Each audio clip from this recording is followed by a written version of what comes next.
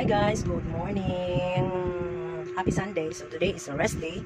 So guys, harihan akong labunon guys. Daghan kayo. So rest day. Taba dami. Ayan ang akong labunon guys. Napabot na ko. So good morning everyone. So ayan, kakagising na lang. So medyo late tayo nagising ngayon kasi rest day. So kailangan pakapinan na to atong katulog. Bawi-bawi sa mga adlaw nga medyo pilar ka oras na tulog. So ayan, nag-breakfast na ako o quick breakfast lang, di lang kayo ka ng hard na breakfast kay o lagi morning. So ang labaw sa ako kay medyo init na, ayan, taas na ang silang sa ating adlaw kay ngayon. So mamayang mga utod to, ouch, kanang mainit na sa labas, o diba? So kailangan ko maglaba na ngayon. So samahan niyo ako sa paglalaba ko. See you later. Ayan guys, maglalaba na tayo. So nagkuha na tayo mga ingredients atong paglalaba guys. So pasensya na po sa aming kwarto kasi po nagrent lang po kami dito. So ayan, ito lang yung room na makaya ko.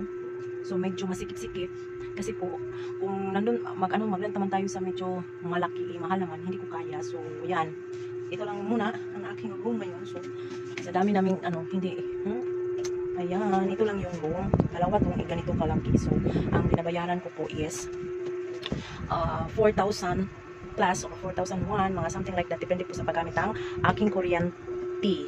Diba? So, kasi yung room ng dalawang room is 3,500. Then, ako ng kuryente na 3 to 4 a month. So, may tubig na 100 namin babayaran. So, yun, 4,000 plus every month ang rent na ako dito. So, medyo tipid-tipid kasi masyadong malaking aking babayaran. So, malayo pa naman yung yung trabahoan ko. So, mamasahe ako ng 100 a day. So, medyo tagilid tayo sa ating mga budget araw-araw kasi po dahil sa rent na to. Ayan. So, ganun. Ito lang yung 4,000 isa ka room. So, ang aming gamit is ganyan lang kasi po maliit lang pong renentahan namin.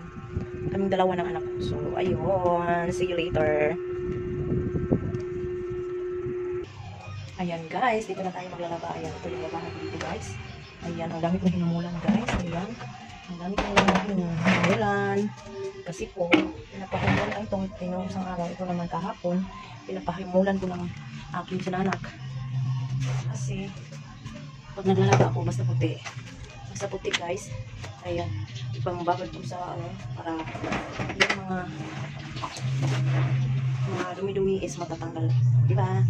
Ganon. So, see you later guys. In a bit. Kasi magsisimula na ako sa aking journey for today. Ayan, iba guys. My journey every Sunday. So, labadami. See you bit.